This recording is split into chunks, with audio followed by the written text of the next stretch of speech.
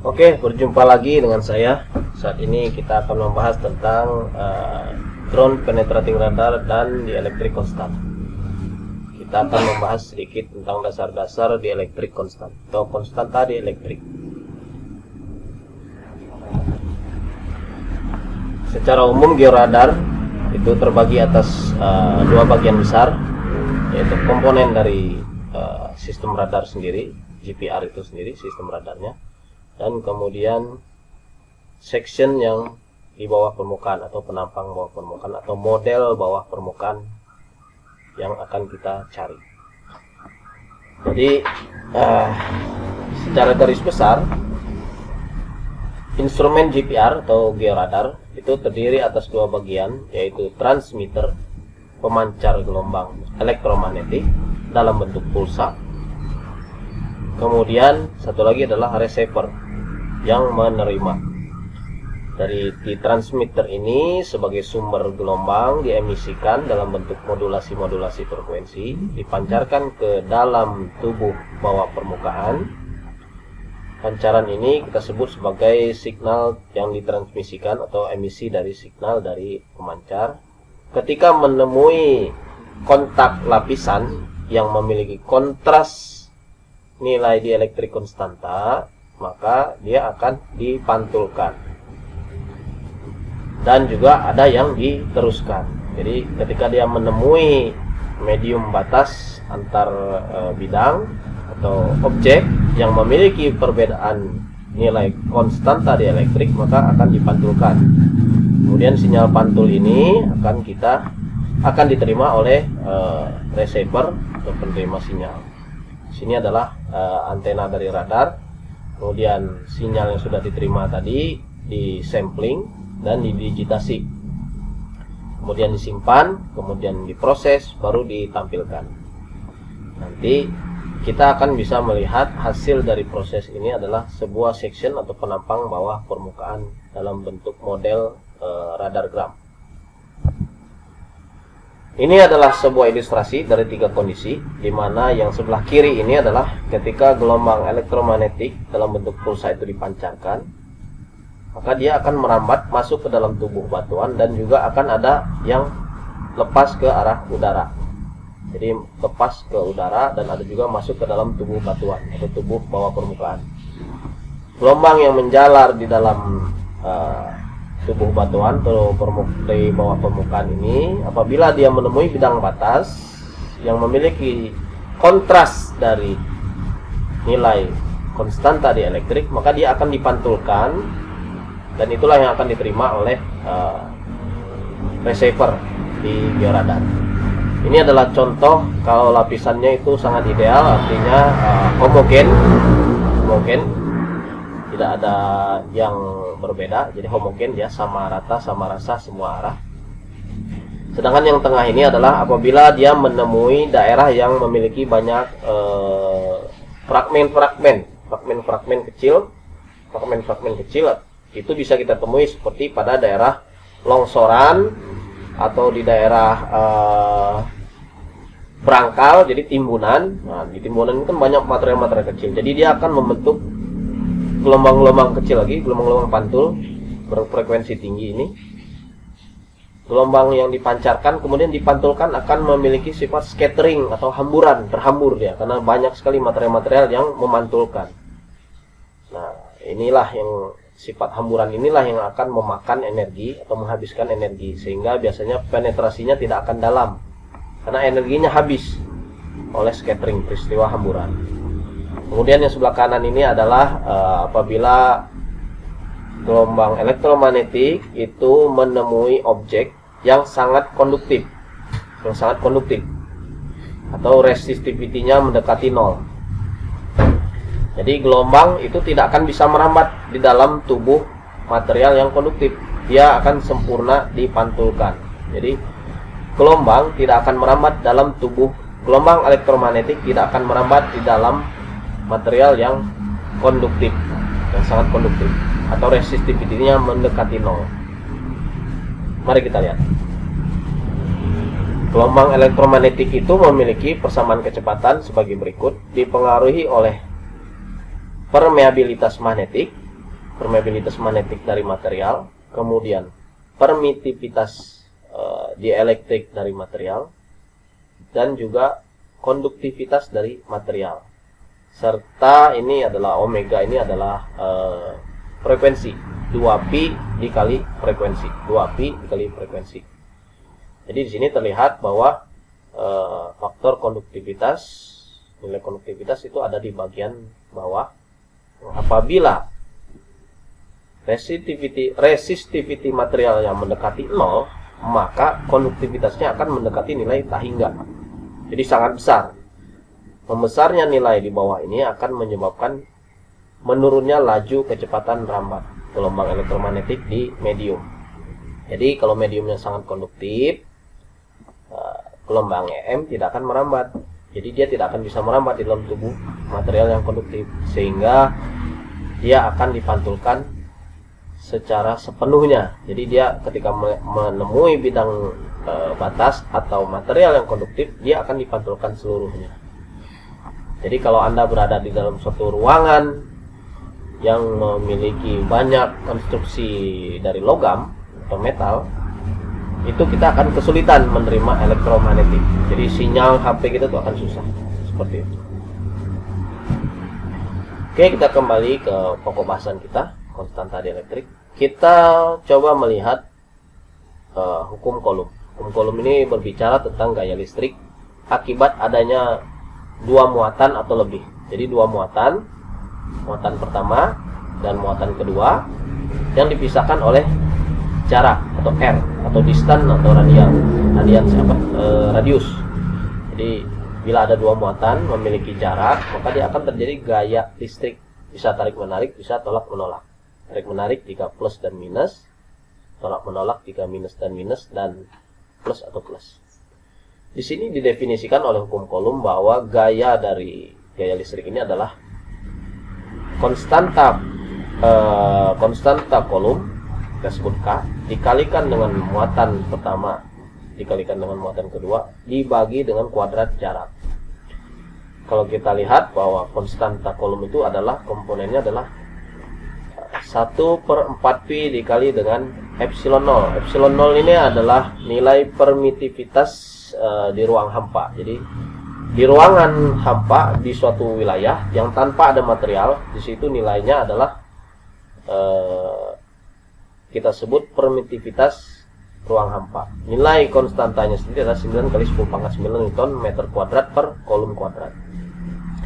Nilai permitivitas di ruang hampa, ruang tanpa ada material, itu adalah 8,854 kali 10 pangkat min 12 farad per meter. Ini adalah nilai permittivity dari ruang hampa. Jadi kita lihat dulu, ini adalah gaya listrik antara dua muatan, bisa lebih dua muatan, yang penting lebih dari dua atau dua, minimal dua. Kemudian kita lihat juga bahwa dari hukum Coulomb itu medan listrik, kita terjemahkan medan listrik itu adalah gaya per satuan muatan. Jadi kalau ada satu muatan, kita pengen tahu nih berapa sih medan listriknya itu, jadi tinggal kita bagi aja gaya yang ada dibagi dengan muatan itu sendiri, sehingga kalau kita sederhanakan, medan listrik itu sendiri adalah besarnya muatan itu berapa Coulomb, kemudian dibagi dengan 4pi epsilon 0 per R kuadrat.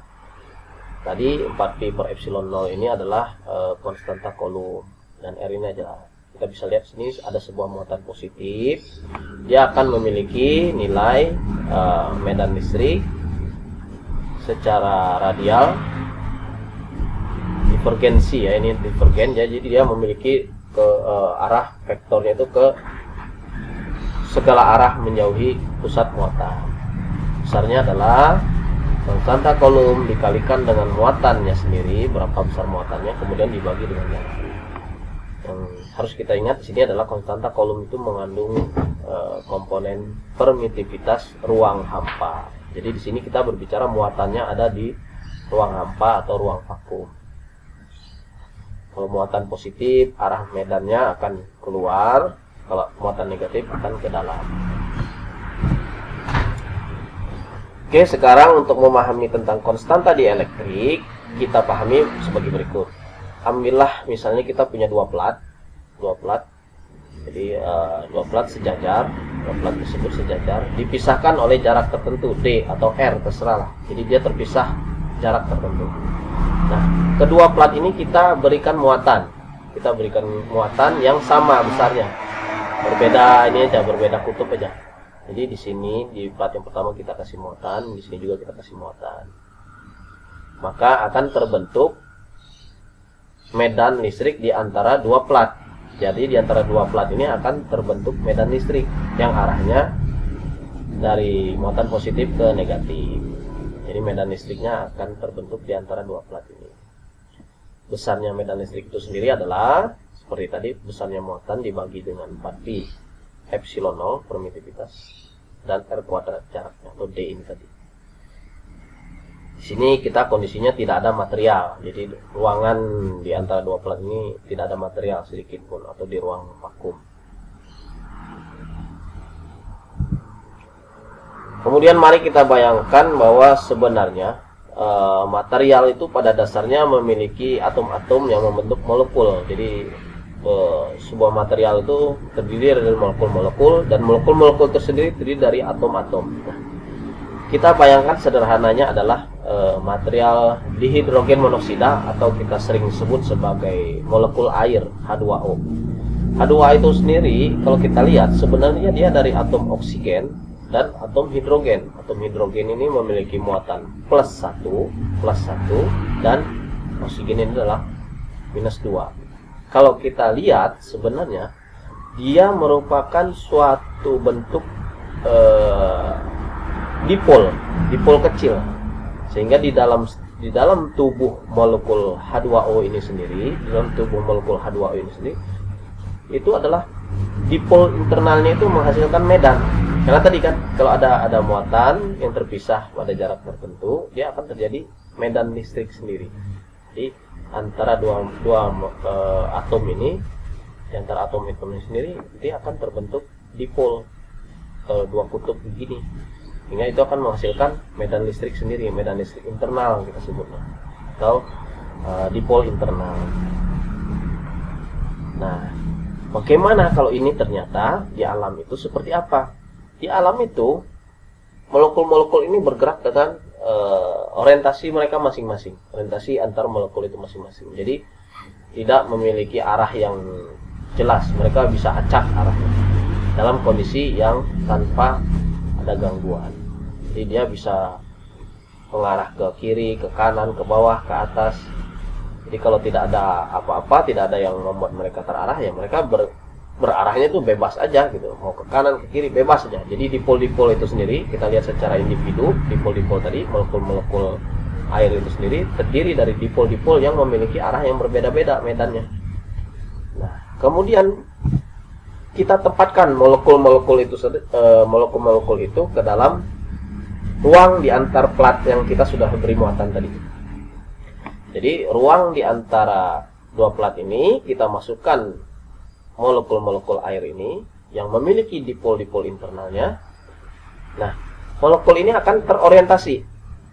Dia akan melawan dari medan yang utama tadi, medan yang karena plat tadi melawan arahnya karena dia terorientasi seperti itu. Sehingga besarnya medan yang awalnya tadi tidak ada material itu atau di ruang vakum itu akan terkurangi oleh adanya medan kecil-kecil dari medan dipol-dipol internal dari molekul-molekul air itu sendiri. Jadi karena adanya penyesuaian orientasi dari molekul-molekul ini menyebabkan orientasi medan-medan kecil di dalam molekul itu melawan medan eksternal atau medan luar atau medan yang mempengaruhi mereka, medan yang menginduksi mereka. Sehingga terjadilah pergerakan perlawanan medan. Jadi medan utama itu dilawan sama molekul ini. Artinya bukan melawan ya, tapi mereka karena terorientasi sehingga arah medannya berlawanan sehingga dia mengurangi nilai medan eksternal. Kemudian dari sini dapat kita lihat bahwa sesungguhnya nilai E itu sendiri atau medan listrik itu sendiri adalah besarnya muatan yang tadinya awalnya kita lihat di ruang vakum tadi, kemudian dibagi dengan 4pi per epsilon relatif dikali dengan epsilon 0, atau sebenarnya adalah besarnya muatan dibagi dengan 4 pi epsilon r kuadrat. Apakah epsilon ini? Epsilon ini adalah nilai dari permitivitas material. Jadi material ini memiliki nilai permitivitas dielektrik. Jadi kita bisa mendapatkan bahwa permitivitas relatif itu adalah perbandingan antara permitivitas material dibagi dengan permitivitas di ruang hampa. Jadi perbandingan antara nilai permitivitas batuan terhadap permitivitas ruang hampa itu adalah permitivitas relatif, atau kita sebut sebagai dielektrik konstan atau konstanta dielektrik. Nah, ini nilai konstanta dielektrik ini sendiri itu memiliki nilai yang paling kecil itu 1, karena artinya permitivitas itu tidak bisa lebih kecil dari 1. Jadi yang paling kecil itu adalah sama dengan ruang vakum. Jadi ruang vakum itu adalah nilai permitivitas yang paling kecilnya. Jadi konstanta dielektrik itu selalu lebih besar dari 1. Ini menjelaskan bahwa medan listrik selalu tereduksi. Jadi dia selalu akan tereduksi atau terkurangi atau tereliminir. Jadi dia nilainya akan berkurang dibandingkan dengan medan listrik di ruang hampa atau di ruang vakum. Jadi kalau medan listrik itu kalau di ruang vakum dia utuh gitu, tapi ketika sudah berada di dalam suatu material, medan listrik itu sendiri akan berkurang, mengalami pengurangan nilai. Jadi permitivitas itu adalah sebuah ukuran atau parameter elektromagnetik ya, parameter material dalam elektromagnetik tentang seberapa besar molekul yang memiliki dipol internal untuk menentang medan eksternal atau medan luar. Jadi kekuatan dia untuk menentang itu. Jadi otomatis yang memiliki nilai dipol internal yang paling gampang terorientasi ya mungkin molekul air ya. Makanya kenapa kita ambil asumsi, kita ambil pemisalannya itu adalah air. Nah, sehingga akan kita dapat suatu kesimpulan sementara, kesimpulan awal bahwa material yang basah atau berair itu memiliki konstanta dielektrik yang besar sekali. Jadi konstanta dielektriknya akan besar. Nanti kawan-kawan bisa lihat, cari aja tabel, pasti benda-benda yang basah itu akan konstantanya dielektriknya besar. Air aja itu mencapai 80 ya kalau air itu kalau salah konstanta dielektriknya. Sedangkan kalau di udara itu 1,0002. Jadi konstanta dielektrik udara itu hampir mendekati ruang hampa. Sedangkan kalau di air itu yang paling besar.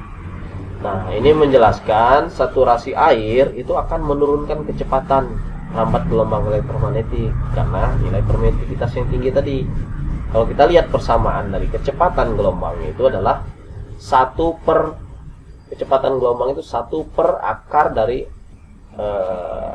konstanta dielektrik. Jadi semakin besar nilai konstanta dielektriknya, semakin kecil nilai kecepatannya. Jadi molekul air itu menyerap energi gelombang elektromagnetik seperti inilah, kayak pori-pori. Pori-pori itu menyerap energi gelombang seismik. Jadi kalau kita bicara seismik, gelombang yang merambat itu akan diserap energinya oleh pori-pori atau porositas dari batuan. Nah, sama seperti ini. Elektromagnetik itu akan diserap energinya oleh material yang jenuh oleh molekul air. Di sini dapat kita lihat hubungan antara frekuensi dan jarak penetrasi atau probing distance-nya. Kita bisa lihat ini dari 10, 100 sampai 1000 MHz. Jadi kalau dari semakin tinggi frekuensinya maka kita akan memiliki probing distance atau penetrasi yang dangkal ya. Yang dangkal. Jadi semakin tinggi frekuensi dia semakin dangkal, tapi semakin kecil frekuensi dia akan semakin dalam. Bisa kita lihat sini rata-rata material basah itu sendiri itu akan memiliki probing distance atau penetrasi yang cukup kecil ya. Bahkan kalau kita lihat di sini sekitar di bawah 100 mega. Jadi 100 MHz pun bisa kita lihat kalau untuk di sel itu kedalamannya mungkin sekitar 3 meter ini. 3 untuk yang 100 mega. Jadi kalau ada yang bilang bahwa mereka bisa menembus sampai 80 meter ya, 80 meter berarti di sinilah. 80 meter berarti kedalaman 80 meter di sini ya, frekuensinya sekitar di bawah 10 ini. Ya, harus di bawah 10 untuk material shell. Begitu. Jadi kalau untuk misalnya granit, granit ini cukup nih. Cukup tinggi nih. Di frekuensi 100 MHz kita bisa dapat sampai 100 meteran. Kalau granit semua yang kering ya. Tapi granitnya kalau pecah-pecah ada airnya ya nggak tahu lah.